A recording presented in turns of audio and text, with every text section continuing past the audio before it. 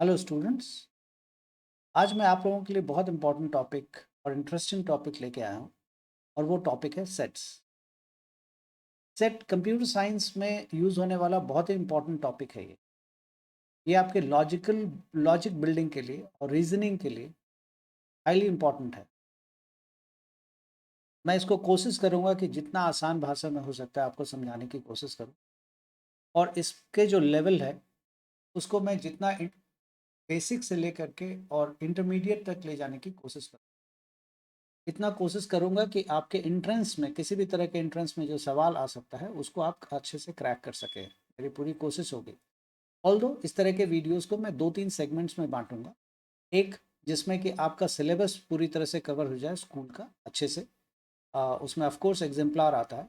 जब मैं एग्जाम्पलार कहता हूँ, एग्जाम्पलार आप जितने भी वीडियोस हैं ज़्यादातर में मैंने एग्जाम्पलार वर्ड का यूज़ किया है। एक्चुअली एग्जाम्पलार एक बहुत अच्छी एनसीईआरटी की बुक है। उसका लेवल बहुत ही अच्छा है। मतलब आप कह सकते हैं कि किसी बच्चे को कंपटीशन की तैयारी करनी हो तो that is very very good book.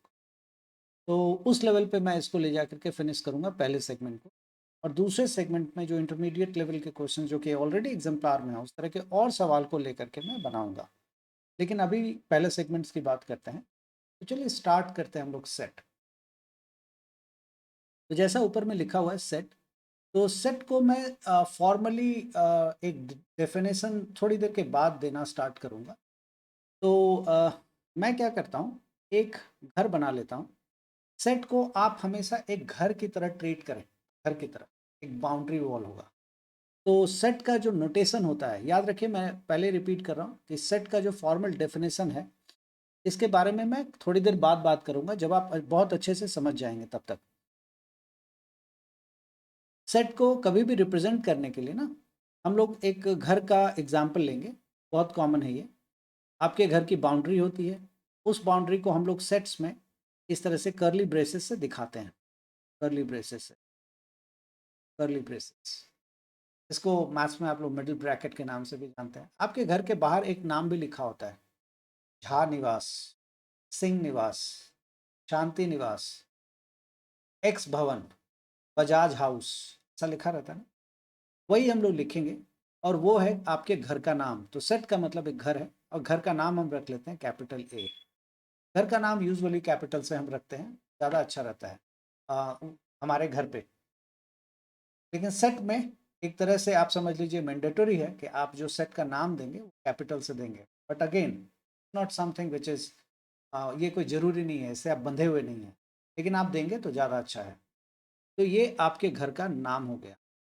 अब जाहिर सी बात है आपका घर है तो आपके घर में लोग भी रहते होंगे। तो आपके घर में जो लोग रहते हैं उसमें आप हैं एक। आपका नाम मैं ए से, स्मॉल ए से दे देता हूँ। आपके पापा हैं उनका नाम फादर एफ रख देता हूँ। आपकी माता जी हैं उनका नाम एम रख देता हूँ। आपके सिस्टर है उनका नाम एस रख देता हूँ। आपके ब्रदर हैं उनका नाम बी रख, और भी बहुत सारे लोग हो सकते हैं, अपना नाम दे दिया। तो ये जो चीज़ें हैं इन सब को हम लोग एलिमेंट्स ऑफ द सेट कहते हैं, या इन सब को हम लोग कहेंगे मेंबर्स ऑफ योर हाउस। यहाँ पे सेट का मतलब मैंने आपके घर से दिखाया है, तो आप कह सकते हैं AFMSB, मतलब ए फॉर आप खुद ही हैं, और एफ फॉर आपके पिताजी हैं, एम फॉर आपकी माता जी हैं, एस फॉर आपकी सिस्टर हैं और बी फॉर आपके ब्रदर हैं। ये सब के सब लोग आपके घर के मेंबर हैं। तो मैं ऐसे लिख देता हूँ, मैं इसको नोट कर देता हूँ सबको। MSNB, these are called members of A। Capital A, capital A क्या है? आपके घर का नाम है। तो हम कह सकते हैं ना ये सारे के सारे मेंबर हैं आपके घर के। गुड। अब हम थोड़ा सा और देख लेते हैं इसमें एक और ख़ास बात। जब आपके घर के मेंबर की बात करते हैं तो आप डॉग कैट इसको नहीं लिखते हैं। बहुत ऑब्वियस है। देखिए आपका लगाव एक अलग चीज़ है। आप डॉग से कैट से आप प्यार करें, खूब करें, वो आपका पर्सनल चॉइस है। लेकिन आप ये मानते हैं कि जब उसको आप अपने घर में तो एज अ मेंबर आप ट्रीट जरूर करेंगे, बट अगर कभी वोटर लिस्ट में नाम लिखवाना है तो आप थोड़ी ना जाते हैं कि भाई मेरा डॉग का भी नाम लिख लो। ऐसा तो आप नहीं करते हैं, डिस्पाइट द फैक्ट कि आप उसको एकदम घर के मेंबर की तरह, बट फिर भी आप इंश्योरेंस करवाना होता है तब अलग से आप जरूर करवाते हैं, लेकिन आपके फैमिली मेंबर का इंश्योरेंस होता है तब तो आप नहीं कहते ना मेरे डॉगी का भी कर रहेगा, ऐसा तो नहीं कहते।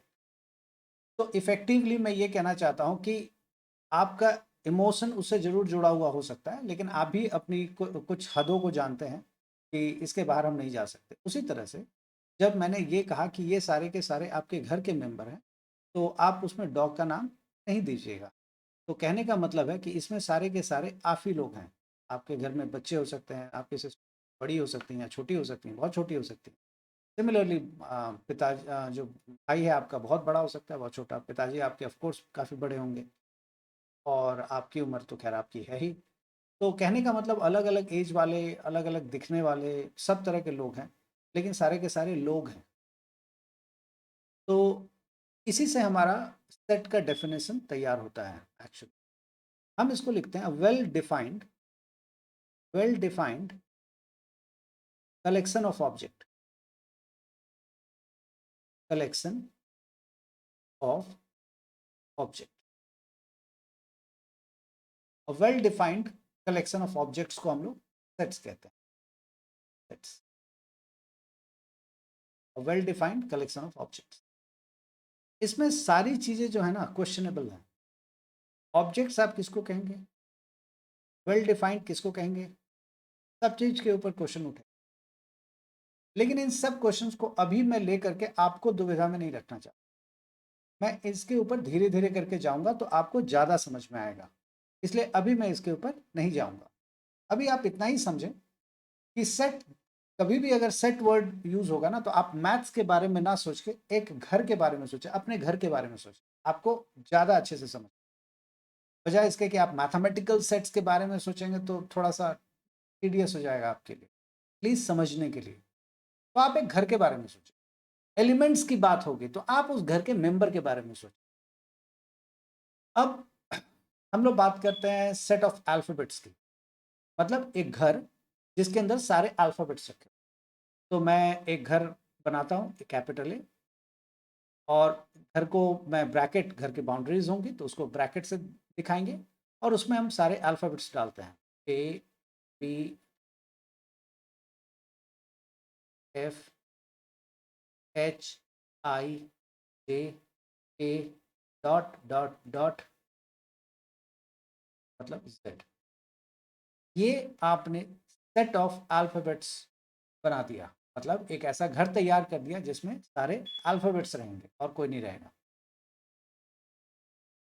तो देखिए इसमें वेल डिफाइंड इसलिए हम कह रहे हैं, इस फिलहाल इसको आप वेल डिफाइंड को आप एक तरह से ऐसा समझ सकते हैं कि लाइक चीजें ही रहेंगी एक घर में। लाइक मतलब एक जैसी चीजें ही रहेंगी। ऑल दो ये बहुत सब्जेक्टिव है, बहुत सब्जेक्टिव है इसलिए क्योंकि डिपेंड करता है कि देखा कैसे जा रहा है। इसीलिए मैंने कहा कि इन चीजों को मैं बाद में और एक्सप्लेन करूंगा, लेकिन फिलहाल आपके लिए ये काफी है कि आप इसको ऐसे समझें कि एक जैसी चीजें एक घर में जब रखी रहेंगी उसको हम एक सेट कहेंगे। सभी एलिमेंट्स को या मेंबर्स को, ये जो जितने भी मेंबर्स हैं यहाँ पे A B C D E F G H, इन ये सारे के सारे मेंबर हैं। इन सभी मेंबर को हम लोग कॉमा से सेपरेट करते हैं। इन्हीं मेंबर्स को हम लोग एलिमेंट्स के नाम से भी जानते हैं। ओके, अब हम आते हैं कि ये तो हो गया सेट। अब इस सेट के अंदर ये जिस तरीके से लिखा हुआ है, जिस तरीके से ये हमने लिखा है, इसका एक नाम है, और वो नाम है roster form. ROSTER, roster form, roster form. तो रोस्टर फॉर्म में क्या होता है, हम चीजों को एलिमेंट वाइज लिख देते हैं, प्योरली एलिमेंट वाइज हम लिख देते हैं। जैसे यहाँ पे मैंने ABCDEFGH and so on Z तक लिखा दिखा दिया है। अगर आपसे कोई पूछे कि भाई एक सेट बनाइए या एक घर बनाइए जिसके अंदर सारे के सारे नंबर्स हों, तो आप क्या बनाएंगे इसमें। एक हम घर बना लेते हैं, उस घर का नाम एस रख देते हैं, कैपिटल एस। मैंने बताया आपको शुरू में कि अच्छा रहेगा कि आप घर का नाम कैपिटल से दें। उसके अंदर हम सारे नंबर्स रखते हैं, तो नंबर्स आप 0 से स्टार्ट कर सकते हैं, 1 से, आपकी मर्जी है। चलिए मैं 0 स्टार्ट कर लेता हूँ। 1 2 3 4 5 6 7 8 9 10 डॉट डॉट डॉट। इनफैक्ट मैं कह सकता हूँ नॉन नेगेटिव नंबर से ये ज़्यादा अच्छा रहेगा क्या। एंड ये जो रिप्रेजेंटेशन है जिसमें कि हर एक चीज़ को मैं ब्रैकेट सॉरी कॉमा से मैंने रिप्रेजेंट कर दिया, कॉमा मतलब एक एक को कॉमा सेपरेट करके लिख दिया। आप कह सकते हैं कॉमा सेपरेटेड वैल्यूज़ भी हैं ये सब। इन सब को हम लोग दरअसल क्या कहते हैं, इस तरीके से लिखने के प्रोसेस को हम लोग रोस्टर फॉर्म कहते हैं। एक इम्पॉर्टेंट बात है, जो ए आपको दिखाई दे रहा है वहाँ पे कैपिटल ए, जिसमें मैंने अल्फ़ाबेट्स लिखा है, ये हमारे पास जो सेट है ये फाइनाइट सेट है। क्या सेट है वो? फाइनाइट सेट है। फाइनाइट सेट का मतलब इसके अंदर जो एलिमेंट्स हमने रखे हैं उसको हम गिन सकते हैं। 1 2 3 4 5 6 26 एलिमेंट्स है और उसको हम लोग गिन सकते हैं। और जो एस वाला सेट है जिसमें मैंने 1 से लेके 10 तक पूरा का पूरा रखा हुआ है, सॉरी 10 और उसके बाद डॉट डॉट डॉट लगा दिया है, ये जो सेट है इसको हम लोग इनफाइनाइट सेट के नाम से जानते हैं। क्यों? क्योंकि ये इस सेट में नंबर ऑफ एलिमेंट्स आप काउंट नहीं कर सकते हैं। आप काउंट ही नहीं कर पाएंगे। आपको पता है ना, नंबर्स चलते चले जाते हैं, चलते चले जाते हैं, चलते चले जाते हैं, गिनती नहीं है उसकी, अनगिनत है। तो इस तरह का जो सेट होता है, मैं लिख देता हूँ यहाँ पे कि दिस टाइप ऑफ सेट या this is infinite. This set is infinite. Infinite. Whereas जो ऊपर वाला था वो फाइनाइट सेट। ये मैंने लिख दिया। अब मैं आपको दूसरा एग्जांपल दे, जैसे आप सोचिए set of vowels. Set of vowels लिख लेते, ए ई आई ओ यू, ये हमारा सेट ऑफ वॉवल्स। ओके, अब हमें लिखना है set of best Indian players. Best Indian players, cricket players, तो उसका एक सेट बनाते हैं। जी, एक नाम बस, उसका एक सेट बनाते हैं। सेट बनाते हैं, हम लिखते हैं सचिन तेंदुलकर। सचिन तेंदुलकर एस, मैं एस टी लिख देता हूँ, ठीक है, एस डॉट टी। डॉट का मतलब यहाँ पे दो एलिमेंट नहीं है, एक ही एलिमेंट है, बस मैंने एस डॉट टी लिख दिया। Rahul Dravid, Rahul Dravid, Dilip Vengsarkar, Sunil Gavaskar, some other player you can say. I don't consider Virat Kohli as a good player. Consider him very ordinary, and so on. मुझे विश्वास है कि जब मैंने अभी आप लोगों को कहा कि I consider Virat Kohli as a very ordinary player, but before going ahead, and let me tell you, I'm not a fan of cricket. Perhaps I have not seen cricket in last 10. तो बट मैं cricket के बारे में जानता हूँ, ऐसा नहीं है कि मैं नहीं जानता हूँ। आज से काफ़ी साल पहले ज़रूर मैं काफ़ी देखा, तो इसलिए मुझे क्रिकेट का पता है। जैसे ही मैंने ये बात बोला कि I am not a fan of Virat Kohli और Virat Kohli is not a good player, तो मैं जान रहा था कि बहुतों के भौएं खरी हो गई होंगी, मतलब कि अरे क्या बोल रहे हैं। तो मेरा बोलने का intention, with all due respect to Virat Kohli, मैं ऐसा कोई इंटेंशन नहीं था कि वो ख़राब प्लेयर है या अच्छा प्लेयर है, ये मेरा काम नहीं है तय करना। यही मुझे एक्चुअली में आपको बताना था कि ये जो सेट है ये वेग सेट है। दिस इज़ एब्सोल्युटली वेग, वेग टू से। क्यों है ये वेग? इसलिए वेग है, ये सेट का एग्जिस्टेंस नहीं रहेगा। रीज़न है इसके पीछे, ये रीज़न है कि दरअसल में किसी की क्वालिटी को आप तय नहीं कर सकते। इसलिए तय नहीं कर सकते हैं क्योंकि ये सब्जेक्टिव होता है। अगर मुझे सचिन तेंदुलकर अच्छा लग रहा है तो बहुत सारे ऐसे लोग हैं जो सचिन तेंदुलकर को बहुत सेल्फिश मानते रहे हैं और अभी भी मानते हैं।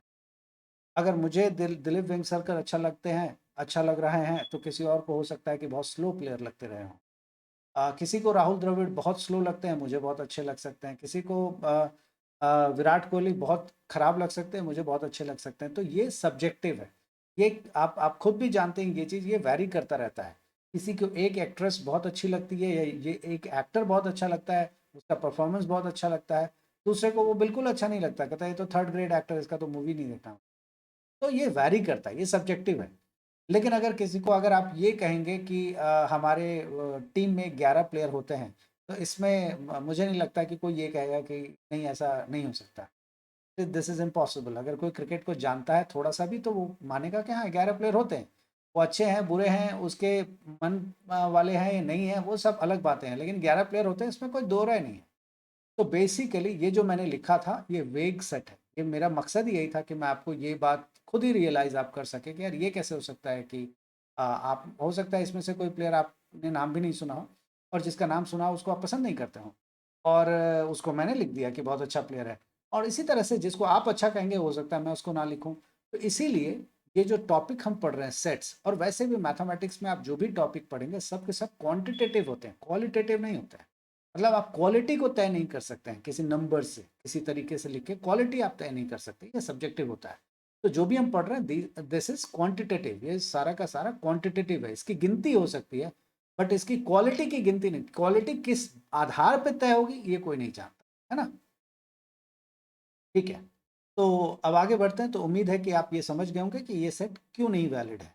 अब हम इस तरह से और भी सेट्स लेते हैं, जैसे हम ये ले सकते हैं कि एस एक सेट बना लेते हैं कि set of Hindi songs in the year 2022। तो इसके सेट बन सकते हैं। मान लीजिए कि करीब 5,000 गाने होंगे तो आप बना सकते हैं, एक दो तीन चार, पहला गाना दूसरा गाना जो भी गाया गया हो तो वो सारे के सारे आप बना सकते हैं। एंड दिस इज क्लियरली, और ये पूरी तरह से फाइनाइट सेट होगा, है ना। एक दूसरा सेट बनाते हैं टी, जिसमें कि हम लिखते हैं जो बहुत ही सुंदर आज तक वो रहे हैं, क्या कहते हैं, एक्टर्स रहे हैं, बहुत सुंदर हैंडसम एक्टर्स रहे हैं। तो उसका जो भी नाम लिखेंगे, लेकिन आप जानते हैं कि ये सेट क्या होगा, वेग होगा। वेग क्यों होगा? इसलिए होगा क्योंकि अगर इस तरह का अगर आप रखेंगे दूसरा लोगों के लिए ऑब्जेक्शन होगा, वो नहीं मानेंगे आपकी बात, तो कहेंगे नहीं ये तो अच्छा सुंदर नहीं था, इससे सुंदर तो वो था, उससे सुंदर वो था। तो ये सब्जेक्टिव है, इसीलिए ये सेट वैलिड नहीं होगा। मैं सिर्फ ये एग्जांपल इसलिए ले रहा हूँ ताकि आपको बता सकूं कौन सी चीज़ सेट्स के अंदर आएगी और कौन सी चीज़ सेट के अंदर नहीं आएगी। ओके, तो उम्मीद है कि इस सेट के अंदर क्या क्या चीज़ें आएंगी क्या क्या चीज़ें नहीं आएंगी ये आप समझ गए होंगे अब। ठीक है, सेट ऑफ प्राइम नंबर्स लेते हैं। Set of prime number p equals to, हम ले सकते हैं 2, 3, 5, 7, 11, 13, 17, 19 डॉट डॉट डॉट रहेगा। अब आप जानते होंगे कि सेट को हम लोग क्या कहेंगे, this is called infinite set. तो हम लोग कौन सा सेट कहेंगे? Infinite set. ये इनफाइनाइट सेट है क्यों? क्योंकि इसकी जो गिनती है ये चलती रहेगी, कभी भी खत्म नहीं होगी, तो हम लोग इसको इनफाइनाइट सेट के नाम से। ओके, अब आते हैं हम लोग के बाद, इसके बाद मैं आपको बताता हूँ अलग अलग नंबर सिस्टम के बारे में, जो पहले भी आपको बताया गया है कि n जो होता है वो नेचुरल नंबर को रिप्रेजेंट करता है। नेचुरल नंबर 1 से स्टार्ट होता है। मैं रिपीट कर रहा हूँ कि आपके लिए 1 से स्टार्ट है, बट वैसे नेचुरल नंबर 0 से स्टार्ट होता है। आप जाके मेरे नंबर सिस्टम के वीडियो को ज़रूर देखें, उसमें ये बात मैंने बहुत साफ साफ और अच्छे से समझाया कि क्यों अब हम 0 से काउंट करते हैं। तो लेकिन आपके स्कूल के लिए मैं मेंशन कर देता हूँ कि 1 से स्टार्ट है तो 1, 2, 4, 5, 6, 7, 8 डॉट डॉट डॉट ऐसा चलता रहेगा। ये सारे के सारे नेचुरल नंबर हैं। डेसिमल वाले नंबर्स जो होते हैं नेचुरल नहीं होते हैं। उसके बाद सेट ऑफ इंटीजर्स होता है, होल नंबर भी होता है। होल नंबर 0 से स्टार्ट होता है। होल नंबर किससे स्टार्ट होता है? 0 से स्टार्ट होता है। तो जो number 0, 1, 2, 3, 4, 5, 6 dot dot dot, sorry यहाँ 5 भी है, 5, 6 ऐसा है। तो 0 से स्टार्ट होने वाले सारे नंबर होल नंबर कहलाएंगे। 0 से स्टार्ट होने वाले और 1, 2, 3, 4 ऐसा वाला डेसिमल नहीं चाहिए, सारा होल नंबर होगा। इंटीजर्स में क्या होता है कि सेम जो आप यहाँ देख रहे हैं नेचुरल नंबर में वही रहेगा। मैं यहाँ लिख देता हूँ 1, 2, 3 डॉट डॉट डॉट और डॉट डॉट डॉट -3, -2, -1 और बीच में एक ज़ीरो हम डाल देंगे। मतलब इंटीजर्स में जितने भी नेचुरल नंबर आप देखते हैं वो उन्हीं नेचुरल नंबर का नेगेटिव साइन, उन्हीं नेचुरल नंबर का नेगेटिव साइन के साथ, नेगेटिव साइन वाला सारा का सारा नंबर लेफ्ट हैंड साइड पे जो नंबर लाइन के होगा वो, और ज़ीरो भी साथ में। ये सारे के सारे इंटीजर्स होते हैं। इन सब की डिटेलिंग के लिए आप नंबर सिस्टम का मेरा वीडियो है उसको आप जाके रेफर कर सकते हैं। तो ये सारे के सारे इंटीजर्स होते हैं। एक और बात, खास बात बता देता हूँ, इंटीजर का डिनोमिनेटर हमेशा 1 होता है और कभी भी वो डेसिमल में नहीं होता। मतलब 1.5, 1.7, 1.8 ऐसा नहीं होगा। 1.0 आप ज़रूर बोल सकते हैं, कोई दिक्कत नहीं है। 9.0 ज़रूर बोल सकते हैं, कोई प्रॉब्लम नहीं है मुझे। लेकिन 9.1 आपको नहीं बोलना है, मतलब वो इंटीजर में नहीं होगा। अगर आप बोलना चाहते हैं शौक से बोलिए, लेकिन वो इंटीजर वाले घर से निकल जाएगा, इंटीजर वाले घर में नहीं रहेगा। इंटीजर के घर में वही रहेगा जो डेसिमल में नहीं है और जिसके डिनोमिनेटर में सिर्फ और सिर्फ एक ही चीज़ है और वो है 1। 1 के अलावा कुछ नहीं है। अगर आप इतना ध्यान रखेंगे तो इंटीजर में आप नहीं। उसके बाद इंटीजर में ही दूसरी बात भी हम ले लेते हैं, n plus, that is positive integer. Positive integer हम किसको कहते हैं? तो पॉजिटिव इंटीजर जो है ये 1 से स्टार्ट होता है, 1 से। 1, 2, 3, 4, 5, 6 डॉट डॉट डॉट, ये सारे के सारे क्या है? पॉजिटिव इंटीजर है। ओके, अब नेगेटिव इंटीजर क्या होगा? i माइनस क्या होगा? तो डॉट डॉट डॉट, आप देखेंगे -4, -3, -2, -1, ये सारे के सारे नेगेटिव इंटीजर है। तो आप सोच रहे होंगे कि यार पॉजिटिव तो ले लिया, नेगेटिव ले लिया, ये तो बेचारे जीरो कहाँ चला गया? तो दरअसल याद रखिएगा, जीरो का ना ही पॉजिटिव साइन होता है और ना ही नेगेटिव साइन होता है। तो जीरो का कोई साइन नहीं होता, इसलिए हम लोग जीरो को ना ही नेगेटिव कहते हैं और ना ही पॉजिटिव कहते हैं। तो अगर आप पॉजिटिव कहेंगे तो जीरो नहीं लिख सकते, अगर आप नेगेटिव कहेंगे तो भी आप जीरो नहीं लिख सकते। तो फिर जीरो को लिखेंगे कब? जीरो को तब लिखेंगे जब आप लिखेंगे, क्या कहेंगे कि non negative numbers. Non negative numbers, non negative मतलब नेगेटिव नहीं होना चाहिए। तो नेगेटिव कौन सा है? -1 से इधर वाले हो गए सारे के सारे, -1 और उससे उधर वाला सारा नेगेटिव इंटीजर्स है। उसको छोड़ के, तो उसको छोड़ के कौन सा बच गया इंटीजर के केस में? देखिए इंटीजर ये वाला पूरा लिस्ट है। अगर आप माइनस से इधर वाला नहीं लेते तो बच कौन गया? यहाँ से लेके इधर तक, इधर वाला सारा। तो नॉन नेगेटिव में जीरो से आगे हो जाता है, 0, 1, 2, 3, 4 एंड सो ऑन, सब कुछ आ जाता है।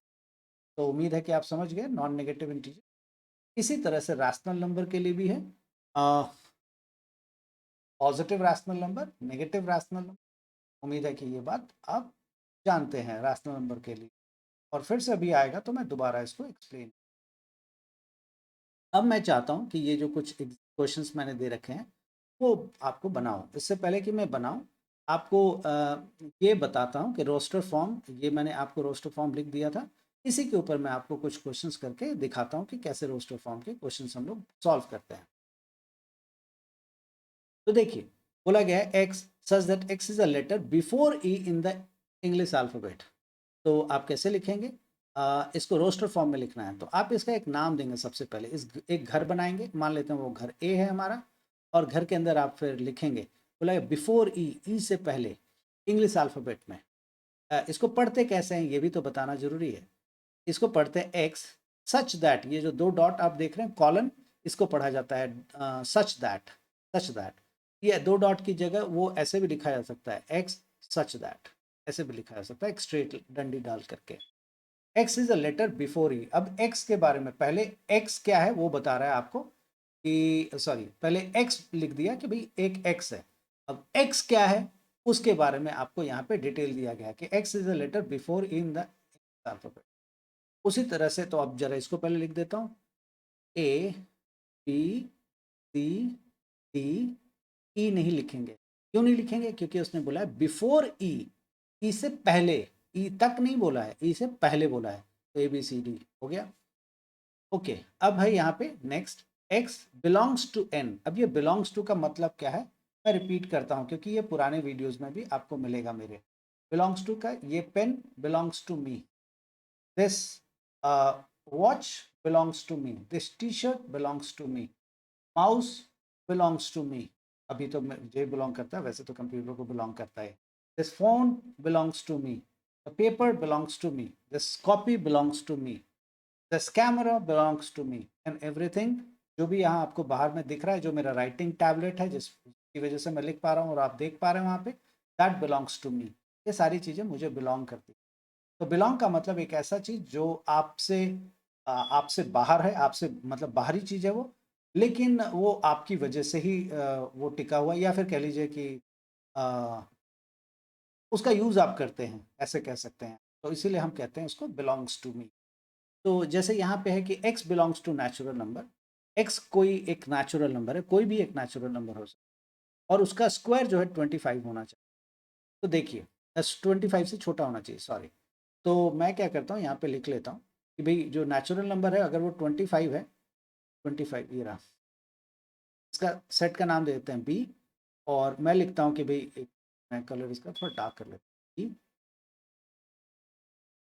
Black, okay. So B and B equals to क्या है, यहाँ पे बोला गया कि एक्स स्क्वायर, एक्स एक ऐसी वैल्यू लेनी है जो नेचुरल नंबर के अंदर से लिया जाए। तो नेचुरल नंबर के अंदर से हम जीरो तो नहीं ले सकते, वन लेंगे। मैंने आपको बताया आपके स्कूल के हिसाब से मैं वन से पढ़ा रहा हूँ, तो वन लेंगे। वन का स्क्वायर कितना होता है, वन। तो क्या 125 से छोटा है, सही बात है, तो हम लिखेंगे यहाँ पे वन। फिर x की वैल्यू टू लेंगे, टू का स्क्वायर कितना होता है, फोर। फोर क्या 25 से छोटा है, हाँ है, तो यहाँ लिख देंगे फोर। टू, टू इसलिए लिख रहा हूँ क्योंकि यहाँ पे बोला गया x आपको लिखना है, और x क्या है, नेचुरल नंबर है ना। फिर थ्री लिखेंगे, फिर फोर लिखेंगे, और बस फाइव नहीं लिखेंगे। क्यों, क्योंकि जैसे ही मैं x की वैल्यू फाइव लिखूंगा, फाइव का स्क्वायर कितना होता है 25, 25 से छोटा तो नहीं होता ना, इक्वल जरूर होता है, छोटा नहीं होता। तो यहाँ तो बोला गया छोटा होना चाहिए, इसीलिए मैंने फोर लिया है, क्योंकि फोर का स्क्वायर कितना होता है 16, 16 25 से छोटा है, हाँ है, इसलिए मैंने यहाँ फोर लिखा है। थर्ड वाले में x is a prime number और x 10 और 20 के बीच में है, तो इसका एक सी एक हम सेट बना लेते हैं। तो 10 और 20 के बीच में कौन कौन से प्राइम नंबर होते हैं, आप गिन लीजिए। 11, 11, 13, 17, और फिर मैं लिख देता हूँ यहाँ पे 17 के बाद 19। दैट्स इट, हो गया। 11, 13, 17 एंड 19, ये चार प्राइम नंबर हैं। ओके, अब है x belongs to natural number. x जो है वो नेचुरल नंबर को बिलोंग करता है, such that x equals to 2n। और कुछ इस तरह से कि वही x जो है वो 2n के बराबर है, 2n, two times of n के बराबर है। और n क्या है, नेचुरल नंबर। तो अगर नेचुरल नंबर आप क्या डालेंगे n की जगह, सोचिए वन ही डालेंगे ना सबसे पहले। वन डालेंगे तो टू वन जा टू, आ गया e। ये हम एक सेट बनाते हैं, तो x की जगह क्या डालेंगे, वन। n की जगह वन डालेंगे तो टू वन जा टू, फिर एक n की जगह टू डालेंगे तो टू टू जा फोर, फिर थ्री डालेंगे तो थ्री टू जा सिक्स, फिर एट, फिर 10, फिर डॉट डॉट डॉट ऐसे चलता रहेगा। तो आप देखिए ये क्या बन गया, सेट ऑफ इवन नंबर्स। ये एक घर है जिसमें सारे के सारे इवन नंबर रह रहे हैं।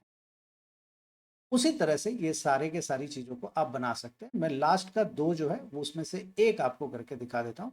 पर 8, क्वेश्चन नंबर 8 मैं आपको दिखाता हूँ। इसका नाम मैं रख लेता हूँ ई, सेट ई।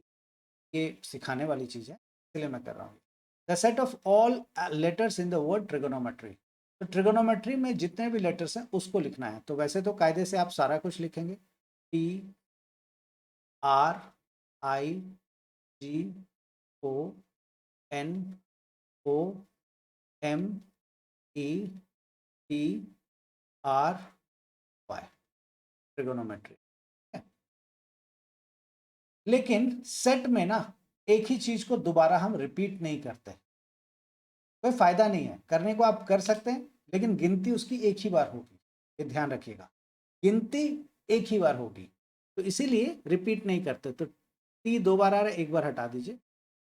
ओ दो बार आ रहा है, एक बार हटा दीजिए। आर दो बार आ रहा है, एक बार हटा दीजिए। और भी कुछ आ रहा है दो बार, पता नहीं मुझे, देख लेता हूँ, लिख करके पता लग जाएगा। ई इक्वल्स, ई हट चुका है एक बार, आर, आई, ओ एक बार है, एन भी एक बार है, एम भी एक बार है, ई, टी, आर कर चुका है। ये आप एक्चुअली ट्रिगोनोमेट्री को जब लिख करके दिखाना होगा आपको, उसके अल्फ़ाबेट्स को पूरी तरह से लिख करके दिखाना होगा, तो आप इस तरह से लिख के दिखाएंगे। तो उम्मीद है कि रोस्टर फॉर्म में कैसे लिखते हैं वो आप समझ गए होंगे। अब नेक्स्ट वीडियो में मैं आपको रोस्टर फॉर्म के कुछ और सवाल करके दिखाऊंगा, और सेट बिल्डर फॉर्म में कैसे रिप्रेजेंट करते हैं वो दिखाऊंगा। उम्मीद है कि सेट का ये कॉन्सेप्ट आपको समझ में आ गया होगा। मैं स्लो लेके चल रहा हूँ सो दैट कि आप बहुत अच्छे से समझें, एक एक पार्ट समझें। Set is very very conceptual, बहुत कॉन्सेप्चुअल चीज़ है। अगर आप एक बार समझ जाएंगे तो आपके लिए बहुत आसान हो जाएगा। उम्मीद है ये वीडियो आपको समझ में आया होगा, जो भी पढ़ाया गया वो बहुत अच्छे से समझ में आया होगा। अगर समझ में आया है तो ज़रूर आप इसको शेयर करें और भी बच्चों को समझने का मौका दें और सब्सक्राइब भी करें। Thank you.